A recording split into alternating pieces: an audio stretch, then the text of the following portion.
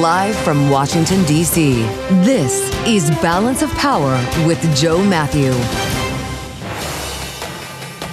The world waits to learn, will Greenland or Iran go first? Welcome to the Wednesday edition as the foreign ministers of Denmark and Greenland arrive here in Washington to meet with officials at the White House after the president said the U.S. needs Greenland for the Golden Dome, while also telling protesters in Iran help is on its way.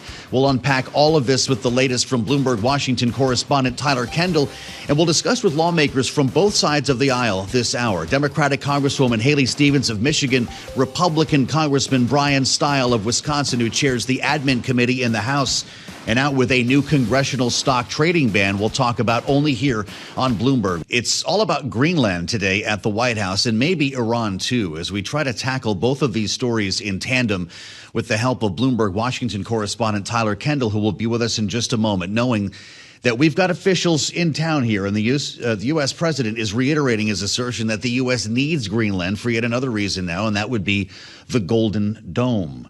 As we've been reporting, officials from Denmark and Greenland, the foreign ministers from both, are here in town meeting at the White House with the Vice President J.D. Vance, the Secretary of State Marco Rubio, only hours after the president went on Truth Social to say, NATO, tell Denmark to get them out of here now. 2 dog sleds won't do it, referring to both Russia and China. He was linking to a story about them.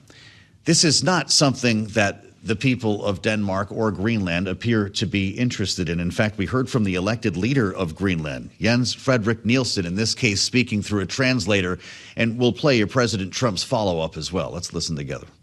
Now we are faced with a geopolitical crisis, and if we have to choose between the United States and Denmark here and now, then we choose Denmark. We choose NATO, we choose the Kingdom of Denmark, we choose the European Union. That's their problem. That's their problem. I disagree with him. I don't know who he is, don't know anything about him, but that's going to be a big problem for him. He may want to start learning about him, because this is, of course, the elected leader of Greenland. Politico now reporting that EU leaders are working on a potential deal to offer the president here that might allow him to take a victory lap, but keep Greenland as a territory of Denmark. We want to get to all of this with Tyler Kendall. I've barely mentioned Iran today, and the president is also speaking pretty strongly about what's happening in Tehran. Bloomberg Washington correspondent Tyler Kendall, what are they talking about here at the White House? Right. So we had heard earlier from the Denmark Prime Minister and Defense Minister saying that the country is ready to bolster its own defense in the region in what was apparently a bid to try to satisfy some of President Trump's concerns. Because it probably is worth pointing out that on Balance of Power last week, we spoke to so many experts who actually did tell us that the U.S. is a little bit behind the curve when it comes to the Arctic in comparison to Russia and China. But many of them are saying that there are other ways to go about this besides for threatening the use of military force. Yeah. So the idea that Denmark could expand its own defense resources doesn't seem to be enough for the president. So now we're talking about some other potential options that could be on the table. There's different reporting, including from Politico, including from our own analysts at Bloomberg Economics, that say that this could range perhaps an economic cooperation pact where the U.S. could have expanded access to mining critical minerals. We know that there are some large oil deposits in Greenland that the U.S. may be interested in. Or it could be perhaps expanding U.S. assets in the region, if that's something that President Trump wants to pursue. But what I find most fascinating about our reporting today is this meeting is happening between the foreign ministers of Denmark, of Greenland, Vice President J.D. Vance, and Secretary of State Marco Rubio. Our reporting indicates that Vance's presence in this meeting was actually alarming to Denmark because, according to people familiar, Marco Rubio behind the scenes has been a little bit more conciliatory to concerns from our European allies, but Denmark views J.D. Vance as a more unpredictable character in all of this. Boy, really something. And following his visit to Greenland, he had some pretty tough remarks on that visit many months ago. It's interesting here. There may be an answer on Capitol Hill with the presentation of a bipartisan bill in the Senate designed to keep the American military from occupying NATO territories. To think that that's even being written in legislative form is remarkable. Tyler, I want to ask you before we get to Congresswoman Haley Stevens about Iran as well. The president's been on Truth Social. Help is on its way, in all caps, speaking to anti-government protesters. And we know he's being briefed today on military options for Iran. Are we really seriously considering strikes? Well, this comes after we had reported that the U.S. was moving military staff out of the region. Officials telling Bloomberg on Wednesday that there had been some redeployment of U.S. personnel in Qatar and around other American bases in the region. Now, we had reported over the weekend that the president was briefed on a range of potential military strikes, and a senior official said that he was seriously considering authorizing a military attack. We'll have to see where this ultimately goes. There's a few options on the table that might not be lethal force. We also know that he was briefed on options for a cyber attack. Then earlier this week, the White House press secretary Caroline Leavitt did say diplomacy was still on the table, that there could be these talks. But of course, President Trump posting again, saying that he was calling off all meetings between the U.S. and Iran, which is now leading to these big questions about what's going to happen next. Remarkable. Once again, a remarkable moment we're in. Tyler, thank you so much for putting that together so effectively for us. Bloomberg Washington correspondent Tyler Kendall with us live in Washington as we add the voice now of Congresswoman Haley Stevens. The Democrat from Michigan is with us live from Capitol Hill, also a Senate candidate. And Congresswoman, it's great to see you. I hope your year is starting off well. I have to ask you just to start about what we were just discussing here with regard to Greenland and Iran. There are war powers bills in both chambers. Do you support them? Do you worry about the president's designs on Greenland or a potential next round of strikes against Tehran?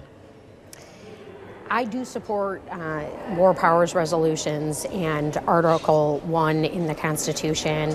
I also support innocent people in Iran protesting for their freedom. We want to see Congress brought in to these discussions, and any decisions that would get made, particularly given that there's a lot of volatility from a NATO ally to Iran to other areas around the world. I sit on the Select Committee on Strategic Competition with the Chinese Communist Party as well. We know that China and Russia, they're watching, and our moves are going to have global ramifications. Yeah, I'm glad you mentioned China, because I have yet to mention Venezuela. And there are a lot of folks who think that the president's actions in Venezuela are, in fact, a very productive bank shot against Beijing, the biggest buyer of Venezuelan oil. Does the U.S. intervention in Venezuela actually have an ancillary benefit when it comes to dealing with China? Well, we have to see how it plays out. Certainly, the administration has taken the steps to go it alone. They have been trying to bring in American energy companies. It doesn't necessarily look like they have a deal. But at the end of the day, China, that we're competing with, and we know this in Michigan very well, we want to have a strong industrial base. We want to have strong manufacturing. And all we've gotten from this administration is 9-10 straight months of declining manufacturing jobs and productivity.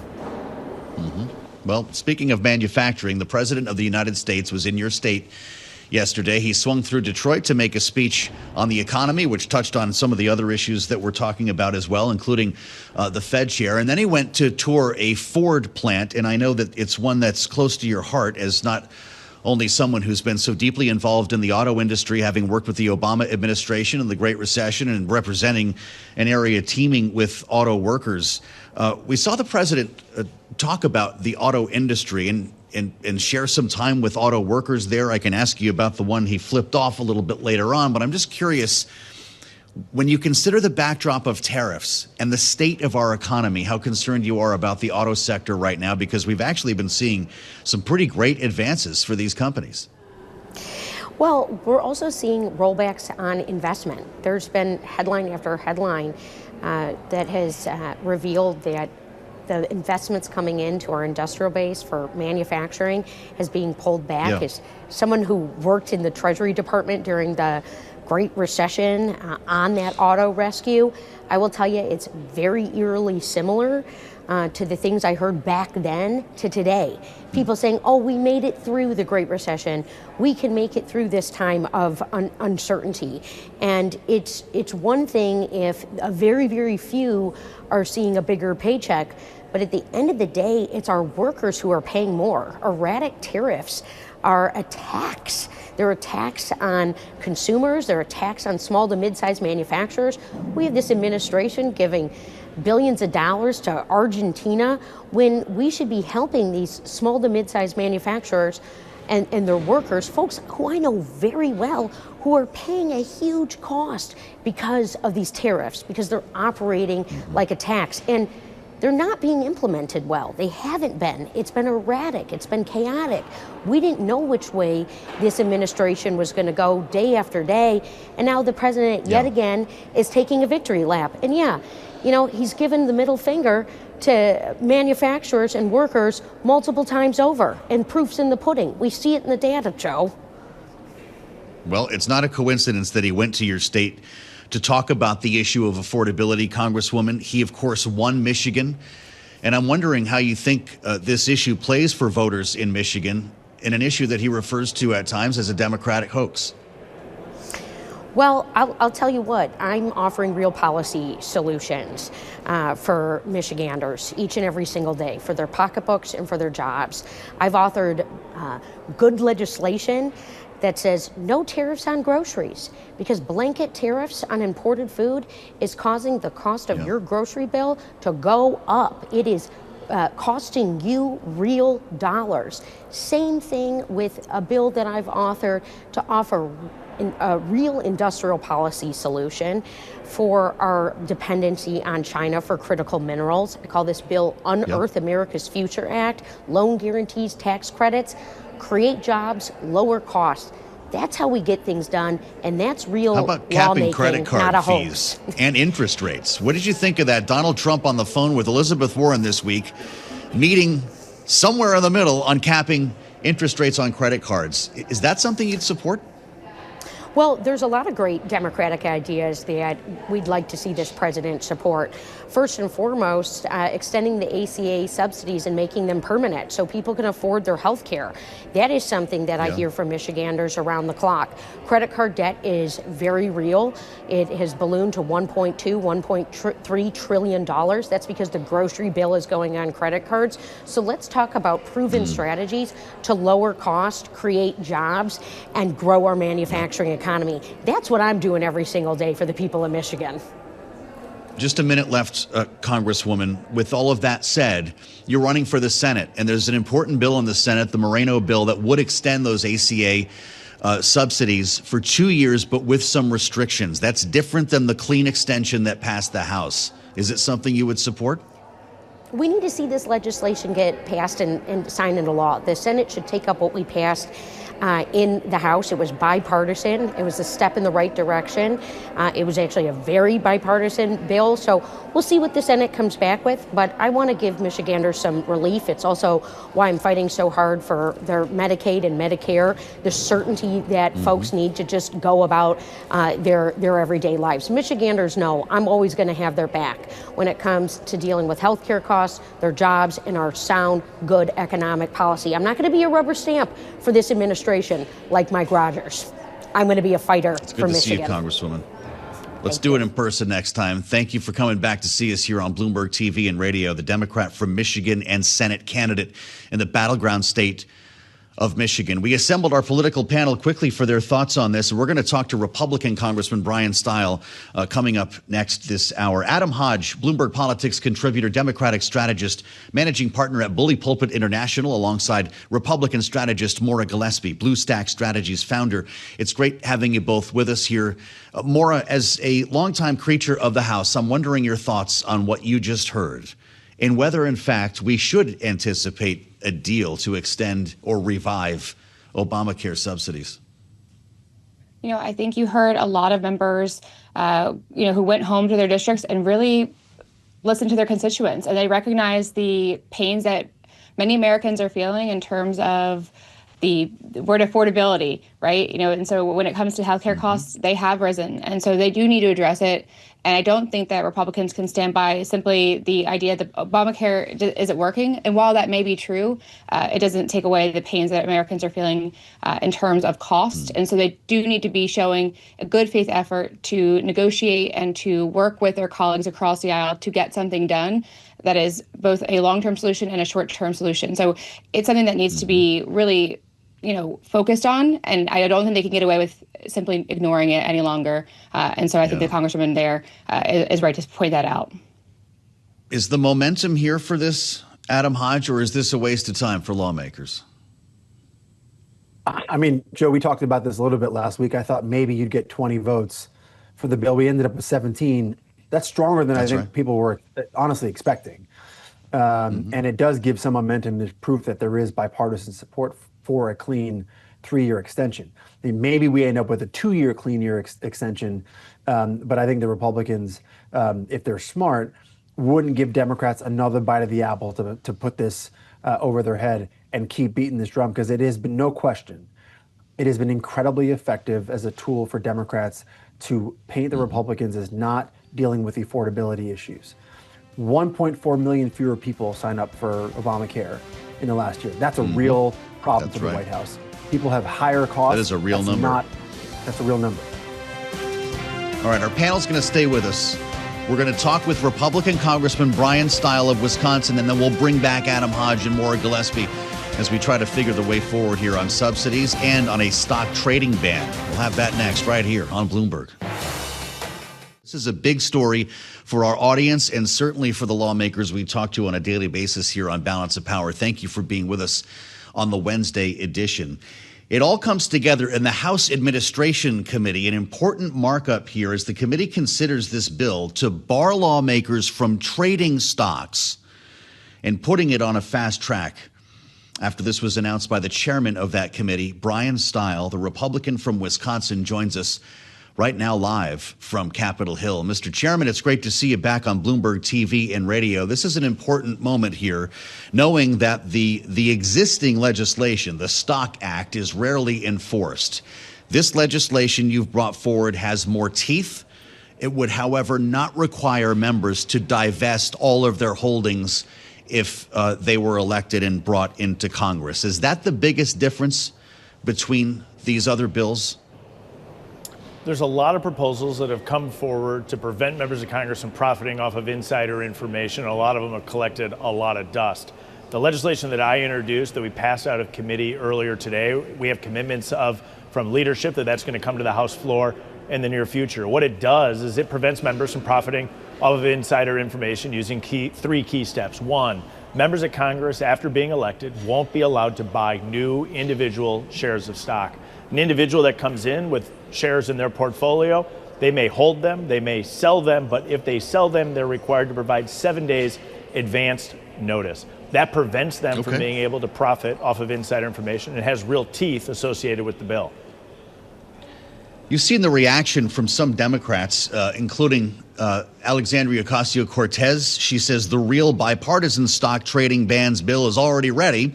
Do not buy this scam bill being put forward by the wealthiest members of Congress. If Luna won't move the discharge petitions text, referring to the separate piece of legislation, then we can start a clean one next week. She says the majority of members and Americans support a clean stock trading ban. We have the votes on it. Don't fold now. Congressman, how would you react to her? Well, I think it's disappointing that some members of Congress are walking away at the final hour. That said, I think when we bring it to the House floor, we're going to see overwhelming support for this common sense piece of legislation. We have strong bipartisan support and support from members like Anna Paulina Luna, who's been a champion of this broader issue for a long time. This bill strikes the balance. I think it does two key and important things. One, it does prevent members from being able to profit off of insider information, but it also makes sure that individuals who've had successful private sector careers are still able to come to Congress. I think it's important that we have an array of members that come to Congress, but once they're here, I think the American people deserve to know their member of Congress is not day trading stocks. If you want to trade stocks, you can go to Wall Street. If you're coming to Washington, I think these are reasonable and appropriate and necessary restrictions to place upon members. And you think allowing members to keep their existing investments when they arrive in Congress does not bring an added risk or any preferential treatment in committee hearings and so forth? Well, I think the key here is that we want to make sure individuals are still able to come to Congress who've had successful private sector careers, or maybe people just later in their life who've saved up for retirement and made a decision to invest their retirement funds in individual stocks. What we want to do is prevent them from trading to profit themselves utilizing information that they gained when they came to Congress. The 7-day advance notice does that. In many ways, it mirrors what a lot of publicly traded companies have for their C-suite executives, a 10b5-1 plan. We did this and drafted this in a slight parallel to make sure that we're preventing even the appearance of impropriety by members once they arrive here. And then we put real teeth in the bill to enforce it. If this clears the committee, does it go to the floor? Well, it cleared committee just a little bit ago, and we have commitments from Speaker Johnson and Leader Scalise that they're ready to move this to the floor quickly. I think as this builds momentum and comes to the floor in the weeks ahead, we're going to see more and more people coming on board supporting this legislation because it makes sense, it's common sense, and it actually has real substantive teeth to enforce it. Congressman, I want to ask you, as a member of the Financial Services Committee as well, your thoughts on this investigation into Jay Powell. The market has given this a bit of a yawn so far, and it's unclear exactly where this is going. Do you worry that the chairman of the Fed is a criminal? I don't have the confidential details of the investigation, but I can say two things. One, if anybody knows about lawfare, it's President Trump. And I think if he determines that somebody inside his administration is engaged in a form of lawfare, he's going to hold them accountable for that.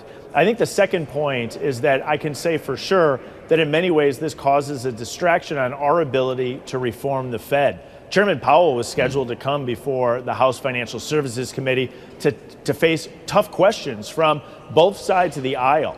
And I think that missed opportunity, now that this investigation is taking place, is a missed opportunity for the American people. The sooner the investigation resolves, the sooner we can get on with the work of making real and substantive reforms of the Fed and asking the tough questions I think the American people deserve to know the answer to. I'm glad you mentioned that, Congressman. So as you understand, there'll be no Humphrey Hawkins testimony this year? That is my understanding, is now that there is an open investigation at some level by the United States Department of Justice. And again, I don't have those confidential details, but as reported, that Chairman Powell would not be coming before committee to answer questions while an open criminal investigation is ongoing. Again, the sooner that is resolved, the sooner we can get on with the work of real and substantive oversight, because I do think there are real reforms that we could make at the Fed to the benefit of the American people. Congressman Steil, I've got to ask you in our remaining moment or two about crypto. We've talked about the Clarity Act before, and there's a big moment about to take place here in the Senate. But questions, I guess they're grinding through this 278-page market structure bill because there are concerns about returns, rewards, I guess I should call them, when it comes to stable coins. The old line banks have restrictions. They can't do what, for instance, a Coinbase could do in that realm. Will there be a deal on this, or if the stablecoin component came out of this bill, would it still be able to pass? Well, there's two key pieces of legislation. As we all know, the stablecoin legislation was passed and signed into laws. The Senate now is navigating the House-passed Clarity Act, the market structure legislation. There are a handful of senators that are trying to get a second bite at the apple to finalize the text that was in stablecoin, which passed earlier, the oldest game in the book. My hope is as the Senate banking goes to markup tomorrow, that what we do is we focus on moving through clarity, market structure, which is so absolutely essential. And hopefully any deal or resolution that is needed is completed, because getting market structure across the line is so essential to make sure that digital asset companies are investing and innovating in the United States rather than abroad. Got it. Congressman, it's great to have you. Let's stay in touch on this. I know it's something you've been working on for a long time, and it's very important to our viewers and listeners when we consider the impact on the crypto market. Congressman Bryan Steil, the chairman of the Administration Committee, Republican from Wisconsin. It's always great to see you. Let's assemble our panel for their take on this conversation, much as we did for Democrat Haley Stevens. Adam Hodge is back, Bloomberg Politics contributor, our Democratic strategist, Bully Pulpit International, and Maura Gillespie, Republican strategist, Bluestack Strategies. Maura, what's your thought on this stock trading ban? We've been down this road a lot of times to the point of having one already on the books that many people call unenforceable. Will this one pass if it gets to the floor?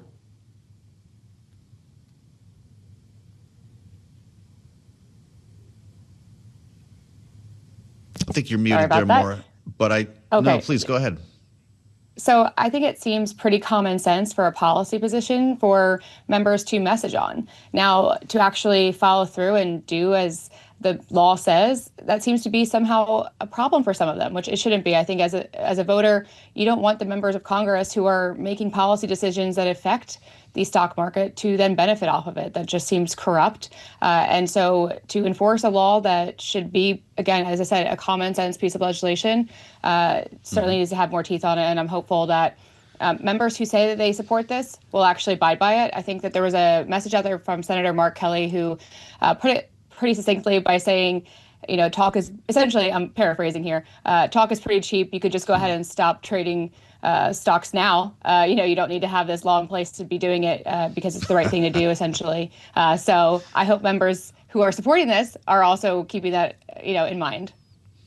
Yeah, God knows, self-policing is another approach. Adam, do you share concerns that many Democrats have that incoming lawmakers would not have to divest their holdings?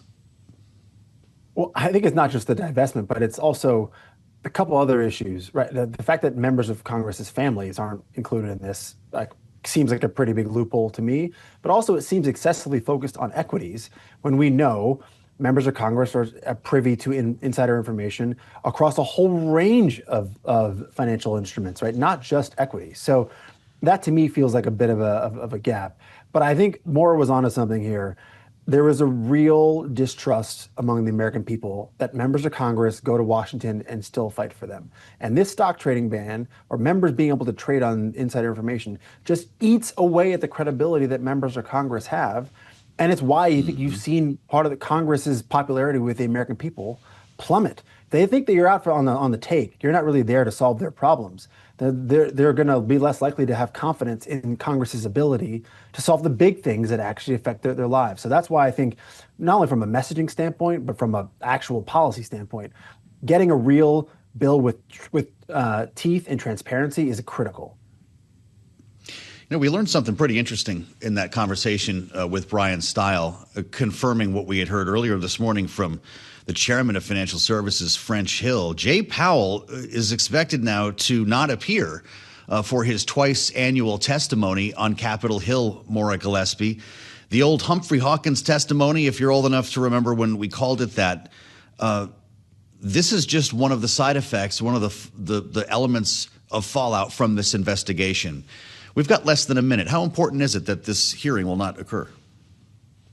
Well, I think it just shows you the severity of the situation.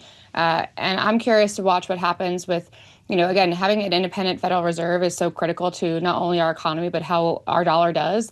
And I do think that not having this, briefing that members more or less rely on to keep a sense of what's going on, it just shows you that this is a massive mistake by the Trump administration to target Jerome Powell like this. Interesting. I can't imagine Jay Powell is going to miss that testimony. Adam Hodge, Maura Gillespie, many thanks to both of you for walking us through both of these interviews with Bryan Steil and Haley Stevens. We'll have much more ahead as we sit down with Doug Rediker to consider the economic fallout of all this on Bloomberg.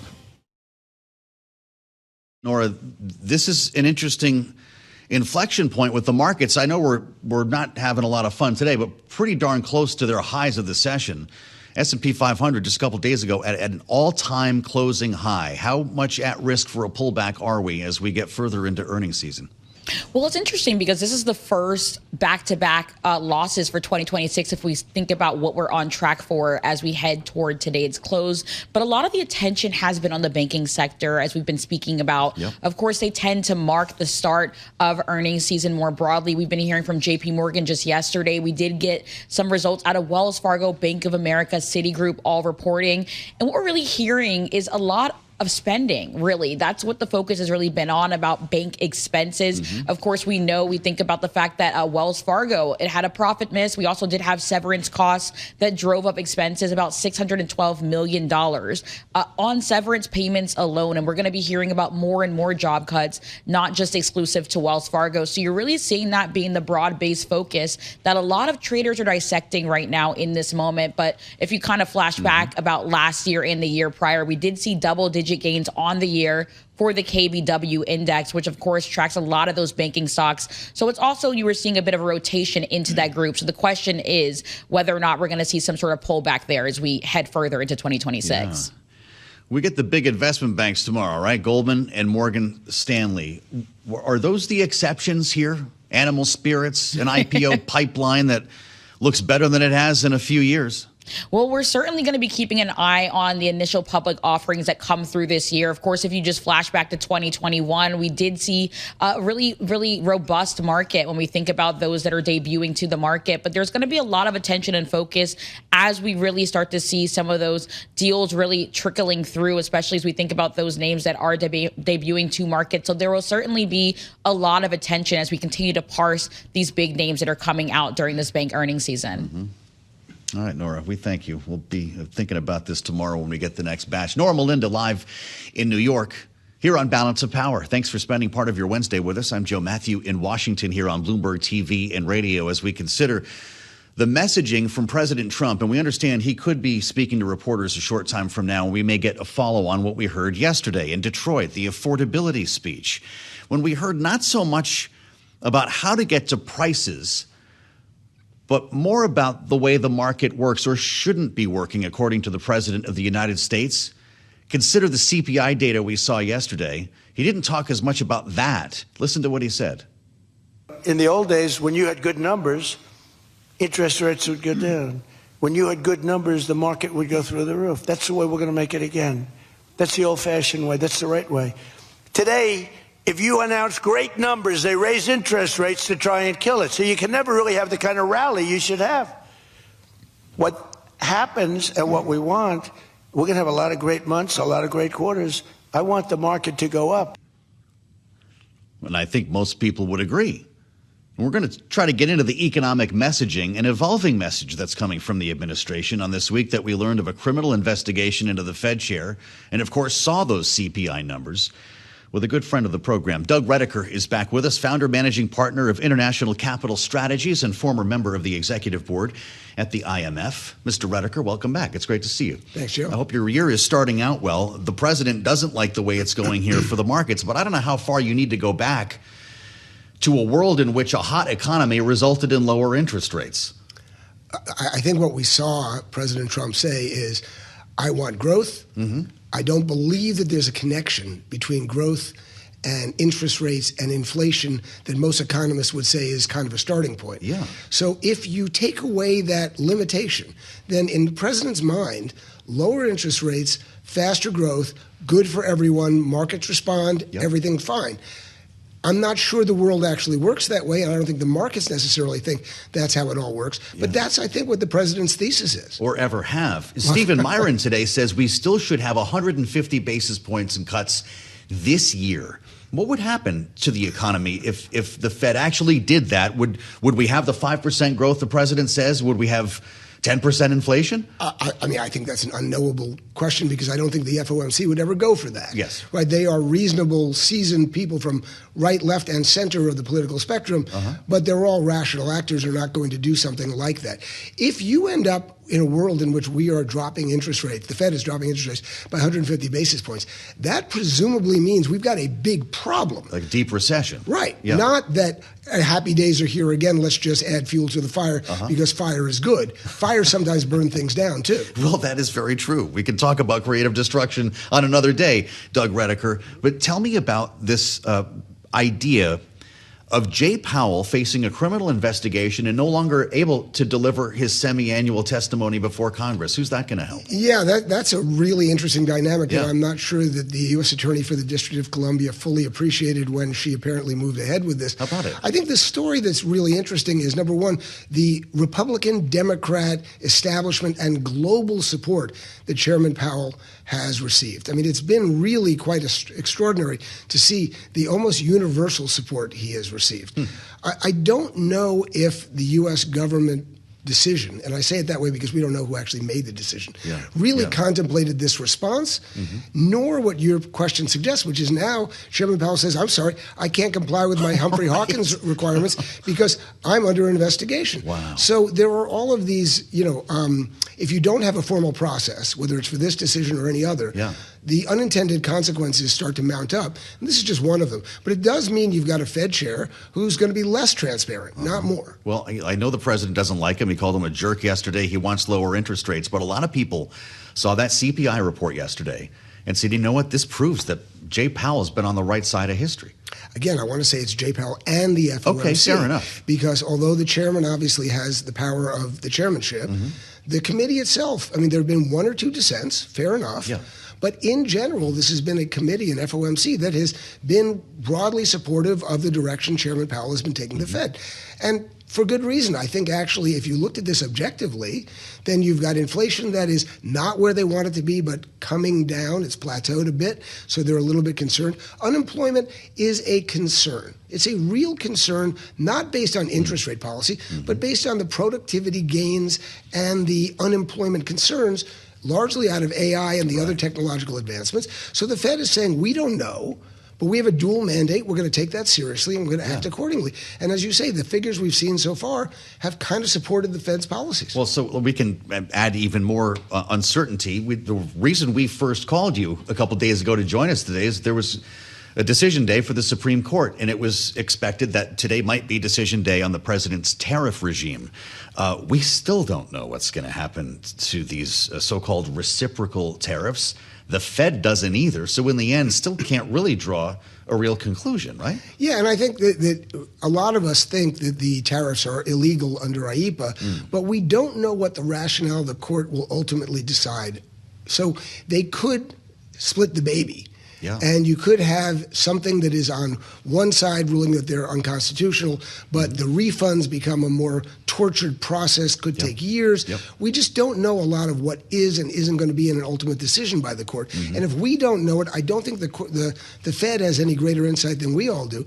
So you're right. This is a huge amount of money. It's a huge policy that impacts every aspect of the American economy, fiscal, consumer spending, corporate earnings, and we just don't know. Well, there are a lot of lawyers who are about to make a lot of money. 1,000 companies have preemptively sued the administration, famously Costco, but there are many others, and you wonder if there's no refund mechanism, if that will all just simply ride on the lawsuits from companies against the White House. Well, it's 1,000 big importers, but there are probably millions of actual claims. Good Lord. And so what you've got are a number of the bigger importers, Costco and others, that preemptively filed a claim to protect their rights under certain possible rulings. So there are certain scenarios where if you filed, you get to claim, but if you didn't, you didn't. So what are you going to do? You're going to hire a lawyer, you're going to file a claim. So it's very uncertain. But I want to just throw one other thing in on the tariffs, which is in the world of affordability, where the midterms were in January, but we're already talking about the midterms, and affordability is the mantra that everybody's talking about. There is a scenario. I'm not saying this is what Trump is going to do, but there are some people who say if the tariffs are rolled back, then will he go for the more aggressive follow-on statutory authorities to keep those tariffs on, or will he kick the can a bit? Because if you remove tariffs, you actually, by definition, lower prices. Well, that's right. And so actually, would that not be in his political interest, even if he's tariff man? Yes. And I don't think he's going to do this. But I'm throwing it out there that who knows? Even if he goes Section 122, which means he has 150 days, at the end of the 150 days, does he really continue down an aggressive tariff path? Or does he back off, bring some price pressures down, and hope it helps the Republicans in the midterms? Well, you're asking all the right questions here, because there could be a very lengthy investigation for any number of justifications that might coincide after the midterms, right? And prices are somehow lower between now and then. By the way, producer James telling us Polymarket now has a 33% chance SCOTUS rules in favor of President Trump on tariffs, up 10% this week. This idea that more time means favorable to Trump, you don't buy it? I don't. I don't because the court is already ruling on a very expedited basis. Yeah. So we had always said it'll probably be January or February. Yep. Everybody got all excited and thought it was going to be the first week of January. Now the second week of January. We're sticking to where we were. It was going to always be probably January or February. Okay. Yeah. If it rolls off, if it doesn't get decided by February, then I do think we can read into it that there is a greater likelihood it'll be a very complicated decision that doesn't necessarily go against the administration if they kick it to June. But I don't think that's going to be what happens. Boy, a lot of reporters are going to be chewing their fingernails between now and June. Take me to Davos next week. No, I mean, really. The president is going to try to deliver this domestic message on affordability before a skeptical crowd, I think we can admit, at Davos with tariffs and Greenland in the air, never mind Ukraine. How does this land? So I think the question will be, does he do what he did in Pennsylvania, which is announce a big speech on affordability and then give very little time to affordability and just go off on a riff? Yeah. I don't know why he would pick the Davos Forum to give a speech on American domestic affordability. Yeah.